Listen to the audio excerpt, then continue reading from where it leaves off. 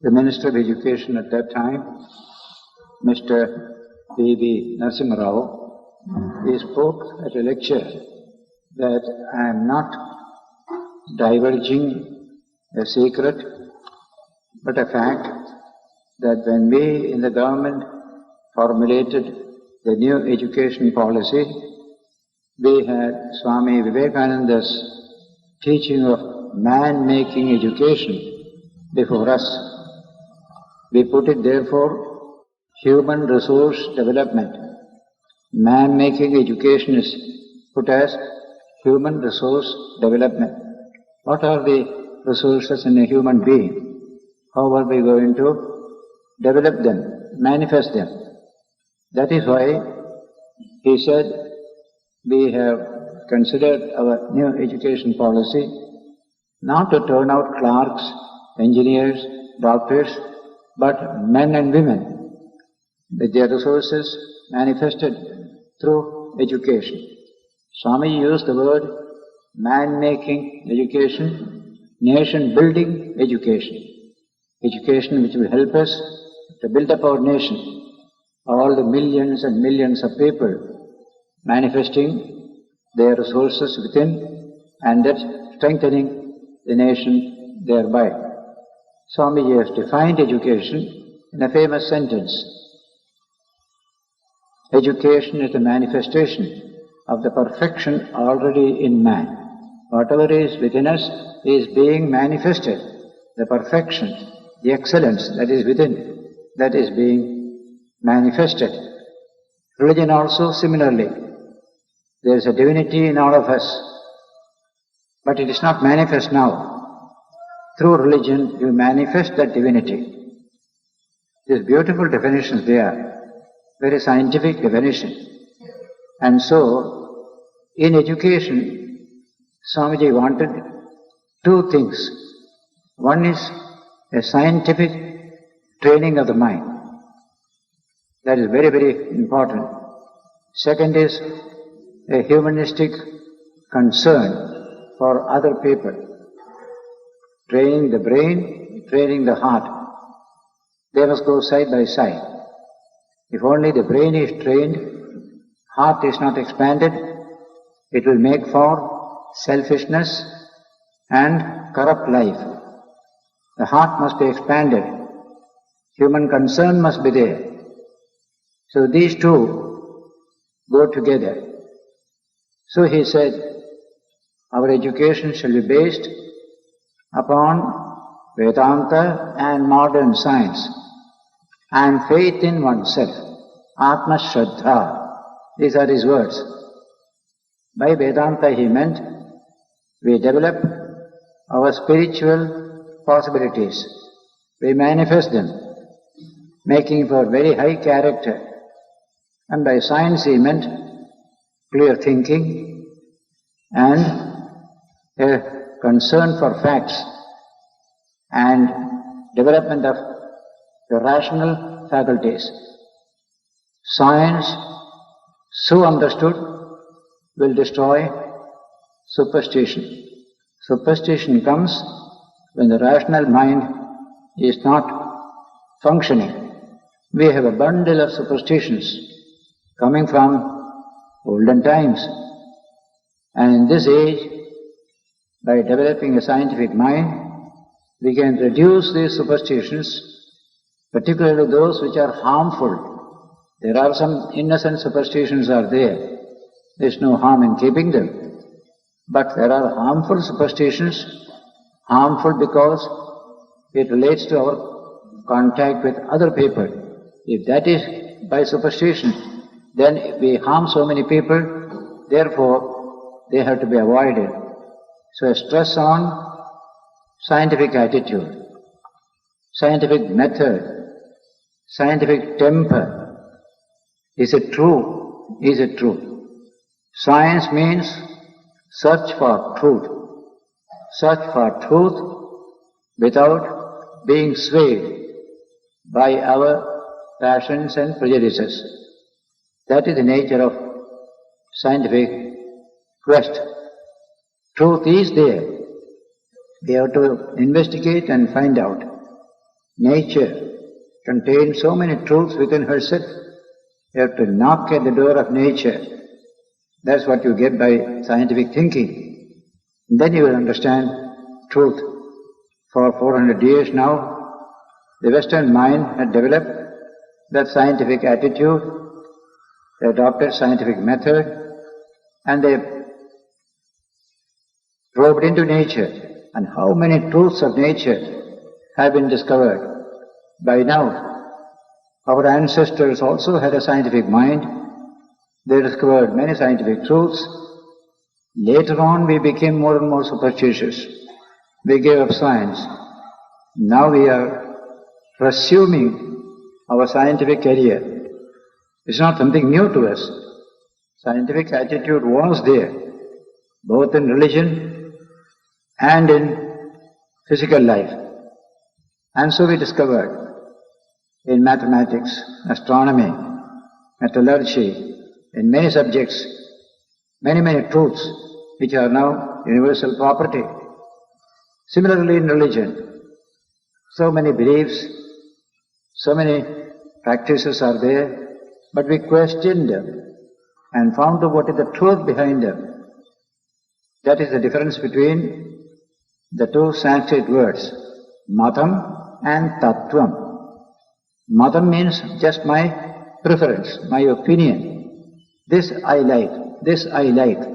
That's called matam. So all matams are based upon our particular like, our particular preference. Just like in the dining hall, I prefer this food, I prefer that food. That's my matam, so far as food is concerned. But our people ask this great question. Apart from all matam, what is the truth of it? That's called tattvam of it. What is the tattvam of a thing?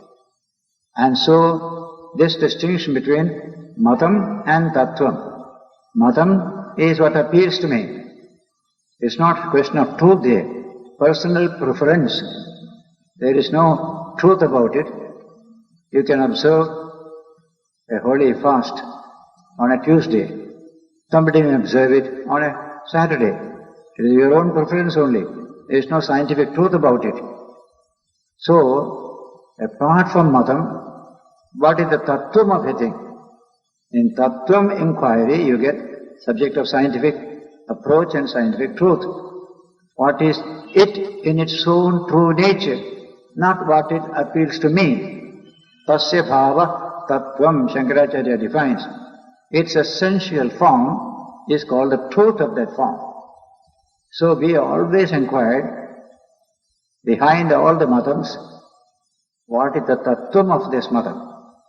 This matam, that matam, different worship, different ritual, different mythologies, all these are there. Behind all of this, what is the truth? That was discovered in India. That is why we have a scientific approach to the subject of matam. We can live in harmony with each other because of that scientific truth. Saying methods are various, goal is the same. Paths are various, goal is the same. This was a great discovery in the field of religion. In the field of science also, it is the same. Apart from how the world appears to me, what is the truth about this world? There was a usual belief. The earth is flat. Every day we can see, we feel the earth is flat. But what is the truth about the earth?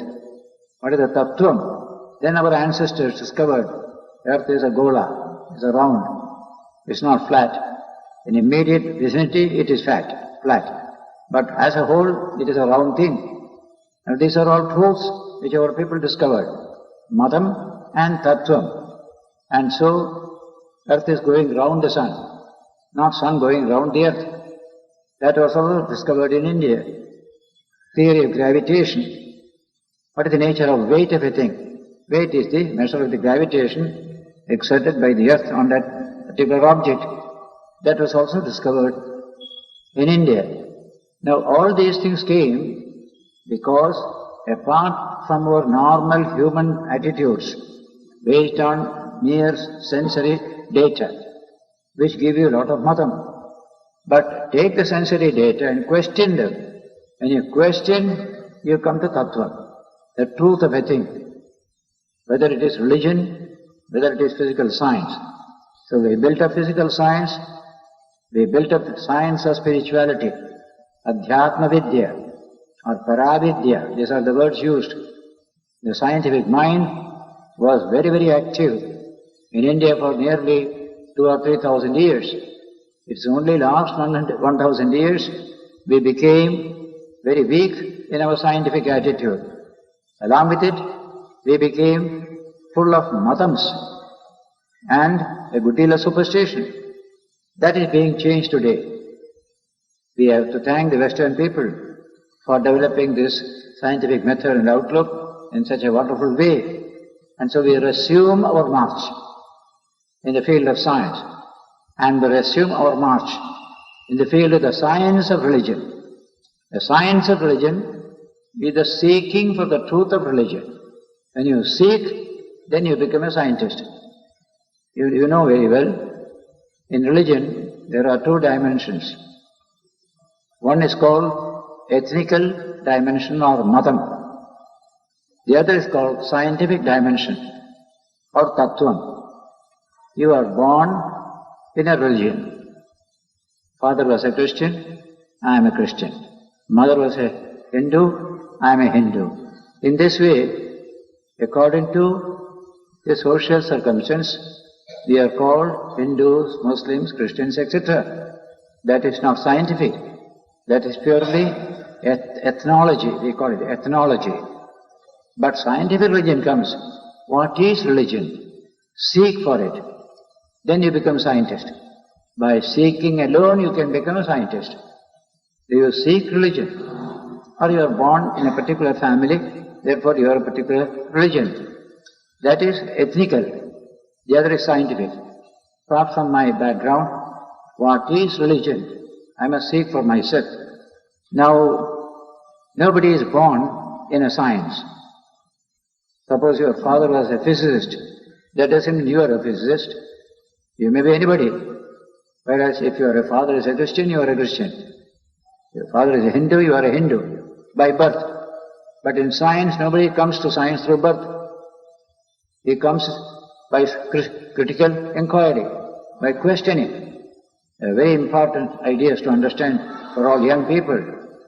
That I am quoting Eddington, a famous British mathematician, astronomer, who lived 50 years ago. You can never understand the spirit of true science or true religion without keeping seeking in the forefront. Anveshanam, jijnasa, adana, seeking. With seeking only you can come as a scientist. But in religion you are born in a science. That's called the Madhama aspect of religion. But in that Madhama aspect, when you begin to question, why do I do like this? What is the meaning of this? That man is doing, what does he mean?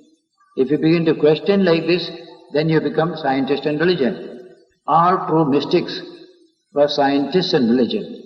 Sufi mystics, Christian mystics, Hindu, Buddhist mystics, they never accepted what is given. They sought, they inquired, and they experienced the truth of religion. There you can see the scientific dimension of religion. What we need is the scientific dimension of physical life, external life, what you call modern science. The other is scientific dimension of religion, our inner life. These two sciences can go together. There is no conflict between the two. But Matam as an accepted form of religion. Because I was born in a particular religious family, I am of that religion. That aspect and modern science cannot work together, because there is no science in this. Sciences do not quarrel with each other. Physics will not quarrel with chemistry. But physics and chemistry will quarrel with mere matam. If that matam doesn't take one to the spirit of inquiry and seeking, which makes it a science of religion. Vivekananda therefore has spoken about science of religion. There is a scientific aspect of religion. You can question, you can inquire. And one great blessing of India there has been that scientific approach to religion. You can question, any amount of questions you can ask. Truth is not afraid of question. Dogmas are afraid of question. A dogma, a belief, that is afraid of questioning. Truth is never afraid of questioning. The more you question, the better. The truth will shine more and more and more. 2 plus 2 is 4. You can question 1,000 times. It is perfectly true. It is true everywhere, east or west, no distinction. So spiritual truths are universal. They are not confined to a particular place. Scientific truths are universal. Though the Western people discovered scientific truths, truths are not Western. They are human. They are universal. Similarly in religion, there are profound truths which are universal. Though discovered in India, they are true of people in all parts of the world. This is how Swami Vivekananda has asked us to approach these two great subjects of physical science and religion. We don't usually say science and religion.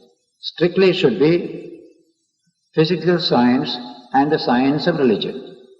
The word physical confines science to the sensory universe. That's the meaning of physical. Science itself is not conditioned by physical or non-physical, because you can have science of the physical world, you can have science of the mental world, science of spirituality. Science is one. Departments are many.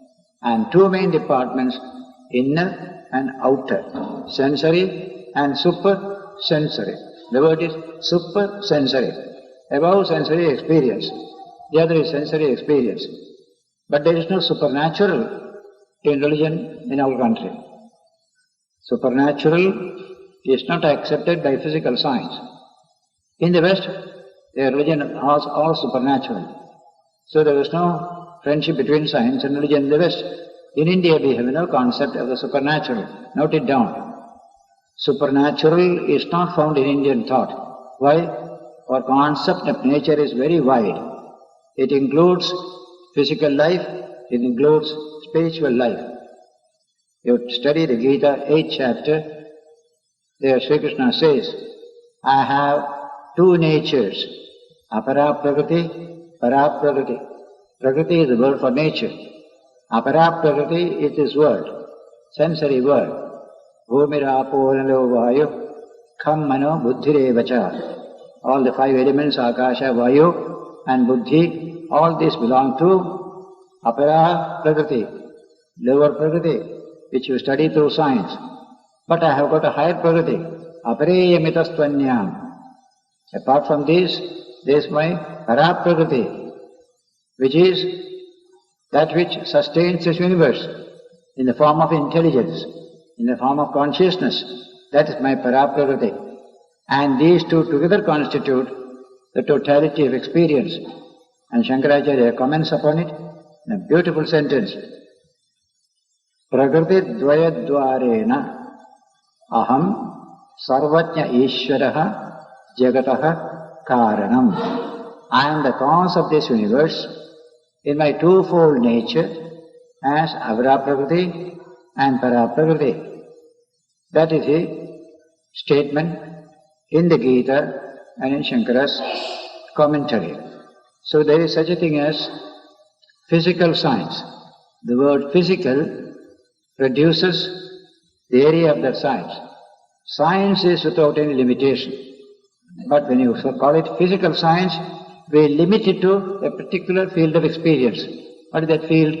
Sensory data. Whatever the senses report to me, based upon them, I create a science. That is called physical science.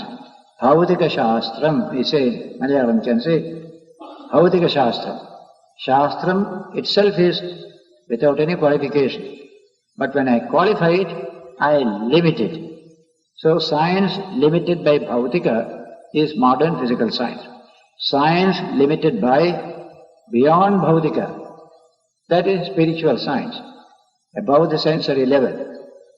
Loka, Lokottara, two technical terms in Vedanta and Buddha's teaching. What is revealed by the senses is called loka. All these things which you see, this is loka. What is beyond the sensory level, that's called lokottara. And spirituality belongs to lokottara. The worldly life belongs to loka. So these are two interesting words which scientific minds in India coined to express two different concepts. But both are science. Science physical, science spiritual or non-physical. Both are science. Both are vidyas. See the language. It is vidya. Vidya is the word for knowledge or science. The word science itself means only knowledge. Verified, verifiable knowledge is called science. I have discovered a truth in science and I cannot ask you to believe in it. I will ask you, you also check it up. You also verify for yourself. Then only it is scientific truth. If I say I know something, you only believe it, don't question it. Then there is no science there. Science is verifiable. Verified and verifiable, falsifiable also. You can falsify it. Try your best, you can falsify it. So in this way, in religion we have a large number of truths which are verifiable truths, not to be believed. So mere belief never became the criterion of religion in India because of the scientific background which religion brought in the Upanishads. Belief to be tested by experience. In all your religion in India, you will find belief is secondary. Anubhava, experience is primary. Have you an experience of God? That's the language of religion in India. Not do you believe in God. You may believe, doesn't make any difference at all. But when you experience religion, a fullness comes to you. Therefore, neither physical science nor the science of religion refer to belief. Preliminary belief is allowed, just initial belief. But belief which must be questioned. The capacity to question is making for science. Prashnagara, jijnasa, always questioning, is it true, is it true, is it true?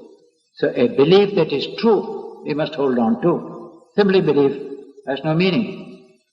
That is why you can mark in Indian history, a man who doesn't believe in God is not treated badly in India. Nobody persecutes him, nobody kills him. In all other countries you will find if a man doesn't believe in God, he is persecuted, he is killed. We don't do it. So atheism, agnosticism, skepticism, all these are respected. A man must be a very excellent man, only he has no belief in God. What does it matter? Imagine, many of our systems have no God at all. Sankhya doesn't believe in God. Buddhists do not believe in God. Advaita Vedanta also, Jnana Marga doesn't believe in God. And yet, they are all spiritual systems. So this kind of atheism was not persecuted in India. In Europe, how many atheists have been persecuted? Burned away. Because their religion is based on belief. Ours is not based on belief, but on experience. I tried, I couldn't experience.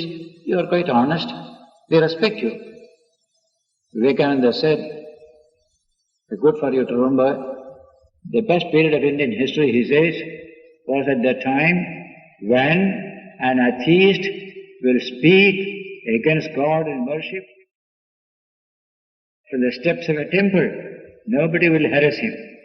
Imagine the state of mind of the nation. An atheist is speaking from the temple steps. There is no God.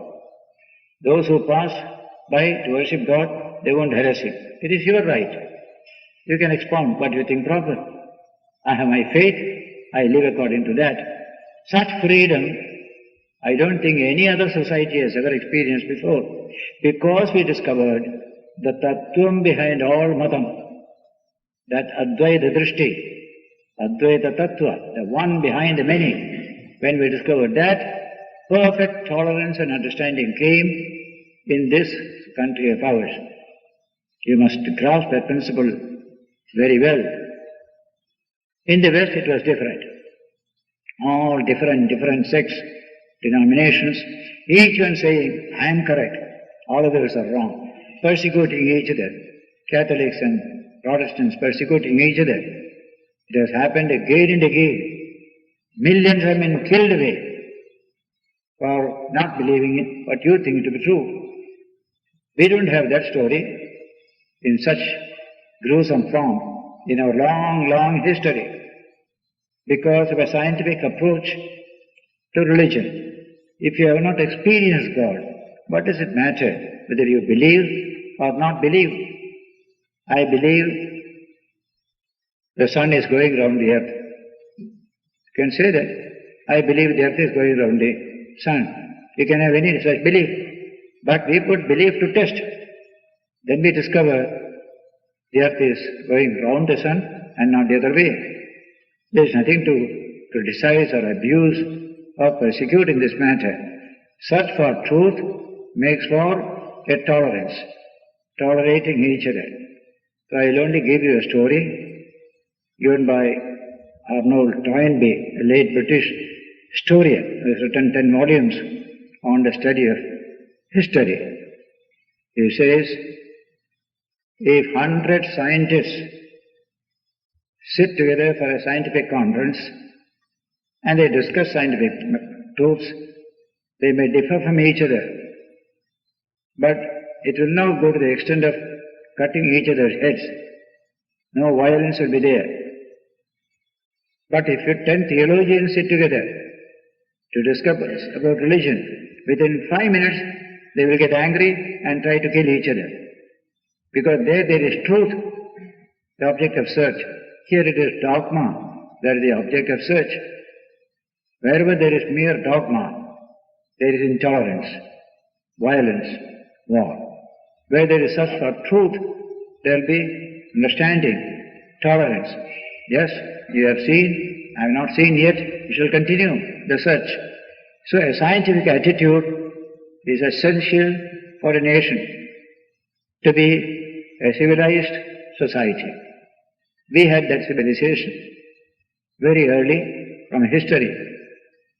Not only Indian religions we tolerated, religions from abroad also we tolerated, Jewish, Zoroastrian, and today how many religions are coming to India, like Baha'ism and the Muslim sect also, Ahmadiyas. They are all living in peace in India, but they are all persecuted in Pakistan, Iran, everywhere. We don't have any such problem here. So, a scientific attitude in life and in religion can bring great blessing, harmony and peace. All are in search of truth. We want our country to continue in the same tradition. Because we don't know these things, we are committing blunders today. All this hatred, violence in the name of religion, which you find in India just now, this is not part of our own tradition. Our tradition is lying low. Nobody knows about it. So Vivekananda who brought us this understanding that your country is devoted to the pursuit of truth, both in the physical world and both in the supersensible world. Therefore, try to develop that harmony, that tolerance, that understanding. What a beautiful concept it is. Ashoka has written in one of his edicts, when 2,300 years ago, you can read it even today, that in religion, if you praise your own religion and speak ill of other people's religion, you are doing great harm to your own religion. For in religion, harmony, concord is the right way. That is the famous Ashokan edict on rock. Samavaya eva sadhuhu. Samavaya alone is true in the world of religion. Samavaya is the word for concord. What a beautiful idea. Nowhere in the world will you find this experience repeated, this advocating the spirit of tolerance, understanding, mutual respect, only in India. That's why for hundreds and hundreds of years the nation is existing. No religious wars we hear about.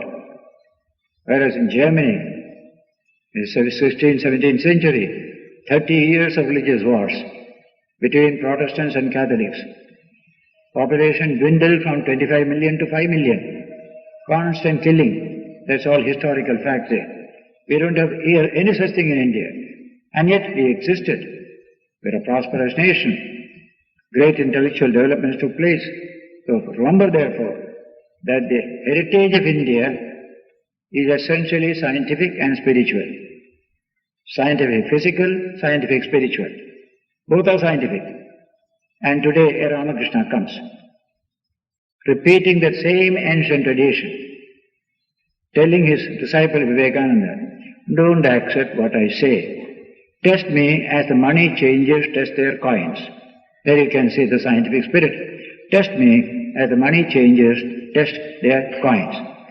Buddha said 2500 years ago, don't accept what all I say. Test it.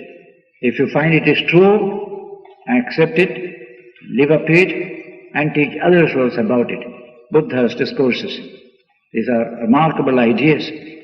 And on scientific method, there's a beautiful passage in Shankaracharya's commentary on the Brahma Sutras. We are living in Shankaracharya's birthplace. It is good to know what this great teacher said. In fact, from Kaladi, a few months ago, E.M.S. Nambudipad said Shankara destroyed science in India. Shankara ruined India's future. All that he said here. What has he understood? Parmeshwaran has brought out a book containing so many articles on the subject. It is worth reading. Now in this context I am only telling Shankara's scientific mind in the Sutra Bhashya, introduction. He says there are two sets of truth. One is called Purusha Tantra Jnanam, the other is called Vastu Tantra Jnanam. Now the word Vastu means existing fact. That's called Vastu. Vastu Tantra Jnanam. Jnana based upon the existing Vastu. That is scientific knowledge. The other is Purusha Tantra Jnana. Jnana based upon one's own prejudices, preferences, love, etc. That is purely personal. It cannot be scientific. So, Vastu Tantra Jnanam, Purusha Tantra Jnanam, two words he has used. And knowledge of Brahman, the ultimate reality, is Vastu Tantra Jnanam. And particular madam and practice and ritual is Purusha Tantra Jnanam. These are the words he has used. Why it is called Vastu Tantra Jnanam or Purusha Tantra Jnanam? He gives the reason. Kartum, agartum, anyatha kartum, na shakyate. A Vastu Tantra Jnana, you cannot create, alter or destroy. It is there. You only recognize it is there. That's called Vastu Tantra Jnanam. The other is Purusha Tantra Jnanam. Kartum, agartum, anyatha kartum, shakyate. You can have it, alter it, remove it according to your own sweet will. It doesn't depend upon the Vastu there. So it is called Purusha Tantra Jnanam. As I said earlier, I shall fast on a Tuesday. It is up to me. I shall fast on a Saturday. It is up to me. It is my preference only. There is no objective truth about it. But fire is hot. There is an objective truth. You can't alter it, you can't change it. You have to recognize the truth, that is all. And handle fire carefully. So that is Purusha Tantra Jnanam. So these are the two types of jnana Shankaracharya refers to. The whole subject of pure Vedanta, knowledge of the Atman, man's essential divine nature, is Vastu Tantra Jnanam. Is a Vastu, is a truth about you. You are essentially spiritual, essentially pure, holy, that is your true nature. You are a spark of divinity. Remember, this is called Vastu Tantra Jnanam, because you cannot alter it. You can't destroy it. But if you realize it, all the better for you. That's called Vastu Tantra Jnanam. Other things are all Purusha Tantra Jnanam. What kind of ritual you should perform, what kind of dress you should wear, there is no Vastu about it. According to your convenience, South India we have very bare body. In Kashmir you put on so many dress, worshipping in a temple. That is their condition, this is our condition. These are not scientific, these are human convenience. But the worship itself, the truth about it, that is absolutely the same. Same God is worshipped here or there. So Shankara's definition of Vastu Tantra Jnanam and Purusha Tantra Jnanam is a wonderful study of the scientific method and the personal method, personal preference method. Both have place in life. The whole of life cannot be merely scientific. There is plenty of space in human life for Purusha Tantra Jnana, likes and dislikes and preferences. I prefer the table to be like this or to be like this, that is your preference. There is no absolute rule about it. And so, life is a mixture of Vastu Tantra Jnana, Purusha Tantra Jnana. But Vastu Tantra Jnana must be clearly understood. Whatever is Vastu, realize the truth as it is, not as you want it to be. This distinction we have to keep in view. And so, you go back to the Upanishads, Mundaka Upanishad. A student goes to a teacher. He wants to be taught the highest science of religion and secular science. And the teacher says, yes, two types of sciences are to be studied by a human being. Dve vidye veditavye. Two vidyas are to be learned. Parachaiva aparacha. Paravidya, aparavidya. Higher science and ordinary science. These are the two words he has used. And what is aparavidya? All these physical sciences, economics, sociology, politics, all dealing with man's sensory life is called aparavidya, ordinary science. What is higher science then? Paravidya, yaya tadaksharam adhigamyate, by which the imperishable reality is realized. This is all perishable reality. There is imperishable reality behind the perishable. Just like ocean water, so many waves coming up and down, all the time going. These are perishable. Water itself is imperishable with respect to the perishable. So between the water and the wave is aparavidya, water is paravidya. Similarly, the whole perishable world, behind which is the infinite Atman, ever pure, ever free, ever the same, Akhanda, Satchidananda Swarupa, that is the Brahman. That is always there. That is Paravidya. So, along with Aparavidya, our education must contain a peep into Paravidya as well. You must get the elements of that Vidya in the beginning. Later on you can cultivate it in your own way, your own individual struggle. So all worthy education must give us an insight into Aparavidya and Paravidya. And today, not only here, the Western countries, they are absolutely unhappy with the present education. Only Aparavidya, no higher thought at all, no understanding of the nature of the human system. What is human being? What are his dimensions? They are probing deeper and deeper in today's psychology in the West. And they are slowly coming to that state which our people reached, that infinite Atman behind this body-mind complex. Infinite, ever pure. That focus is there in you and me. That knowledge they want to attain. That is true religion. Gods and goddesses of heavens are all long ago gone. In the Upanishads you will find all the heavens have been completely removed. It is a fool who will try to go to heaven, says the Upanishad. What is there in the heaven? A better way of life than we have, that's all. If you can't discover the truth here, how can you discover it there, says the Upanishad. Buddha did the same thing. Gita did the same thing. Going to heaven is a foolish venture. A comfortable life, that is all. Truth is to be realized here and now. The word here and now comes again and again. In this very human body, that truth is hidden in this human body. Man is the finest evolution of nature. This evolution of nature discloses some fundamental truth about nature, the infinite self from which the whole universe has come. That is hidden in your own inner experience, pulsing there. Try to realize it.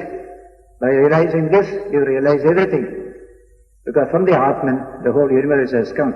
All these various statements are there, which made for that harmony between inner life and outer life, between physical science, science of spirituality. Swamiji has brought us to this understanding, brought this to our notice, so that we can think of India developing both externally and internally. Externally by scientific application to agriculture, industry, etc. You develop a good environment. Internally by stabilizing your own inner life on the basis of the infinite Atman, which is your true nature, so that you don't become a mere slave of the external world and the technology created to deal with that external world. Man becomes free because he knows his true nature, ever free. Infinite is the nature of man. There is one single sentence or a phrase in the Chandogya Upanishad which conveys to you this profound message, and this is highly commended by many Western nuclear and other scientists today, and that is Tat Tvamasi, Tat Tvamasi. You are that. You are that. You are not this flimsy organic system. You are that infinite Atman, ever free. That is your true nature. Tat Tvamasi, Tat Tvamasi. That day, 2 years ago, I released a book in Malayalam by what is the person who wrote that Tat Tvamasi book? I released that book, Tat Tvamasi book itself. 1 or 2 editions have gone. In the West, there is a tremendous interest in this Tat Tvamasi. There's the truth about man. What a beautiful idea. And so, this teaching has come to us from ancient times. We are forgetting it. We are busy with the external world. Even though we are not efficient, we have not banished poverty and ignorance, backwardness, because that Tattvamasi ideal would have given us character. That was not emphasized. No emphasis on spirituality. Therefore, people become selfish. People become corrupt in every sense of the term. So we are not achieving even the sensory world and its conquest. Swamiji said, therefore, combine these two, Vedanta and modern science. Science needed for our physical welfare. Vedanta needed for inner welfare, a stable mind, a rich human inner personality. Combine these two, that will be the best education. You can take it for granted, as the people are experiencing all over the world, mere science, mere technology, then consumerism, then ecological imbalance, finally destroying man himself. So they are now looking at man. The spotlight is being turned on man. What is great about him? What is really true about him? There they come to the Upanishads, they study the Upanishads. You will find these studies are plenty going on among the thinking circles in the Western world. So we have it as our heritage and we are throwing it away. That's what we are doing today. That's what education has done to us today. That's why our character is very poor today. They are materialistic, Western people. But what beautiful materialism. They have solved their material problems. Our materialism has not helped us to solve our material problem. Something weak in our materialism. Public spirit, character efficiency, work efficiency, we don't have. They have all this along with their materialism. That is far better than our materialism. But it's not a choice between two materialism. We want to know the truth of man, the truth of the world. So Vedanta combines these two, Vedanta and modern science, with Shraddha, faith in oneself. I can, that attitude. If there is my Atman, my true nature, I shall realize it. I shall manifest it. I am one with all. That oneness attitude, the same Atman is pulsing in every being. Basis of democracy is that oneness of all of us in the political context. That's Vedantic teaching, the same Atman in every being. In his fullness, Atman is there in all of us, not in partial, but the Atman in you and me, and in the Prime Minister. The same fullness is there. Like modern democratic citizenship can never be partitioned, cannot be fractionalized. It is unique by itself. The Prime Minister has one vote, and the simple little village woman has got only one vote. Everybody is equal in democracy, we say.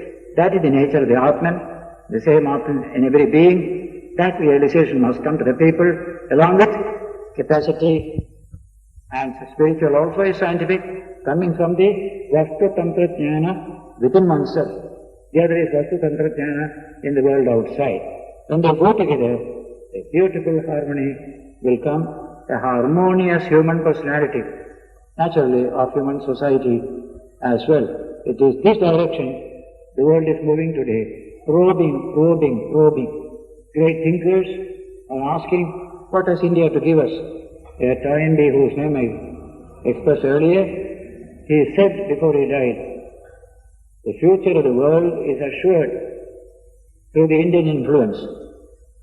Influence of that India, of Buddha, Ashoka, Ramakrishna, Gandhi, these are the words he has used. That India can solve the problems of the modern world.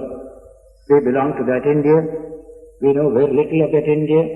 We know only the India of sickness, suffering, corruption, all this going on now. That India we know. That healthy India, the Amar Bharat, we do not know. We have to know it today.